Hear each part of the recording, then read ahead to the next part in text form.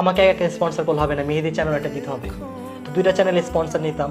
আমারটা আমি সারা রাত না ঘুমাই এডিট করতাম, ওই দিনই সেম টাইমে আমি আবার ওরটা আমারটা শেষ করে সাথে সাথে আবার ওরটা করতাম।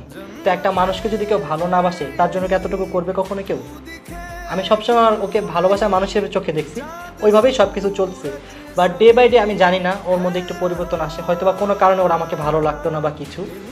সো আমাদের মধ্যে যে সমস্যাটা হয় অন্তরা ঝামেলা হওয়ার আগেই ও মানে হঠাৎ হঠাৎ না কেমন জানি করতো।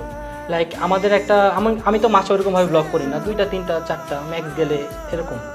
তো আমার ব্লগে একটা ডেট দিতাম যে মেহেদি কালকে ব্লগ আছে, ওই দিন দেখতাম ফোন বন্ধ করে দিত বা কোনো কারণে কিছু করতো না, রেসপন্স জানাইতো না।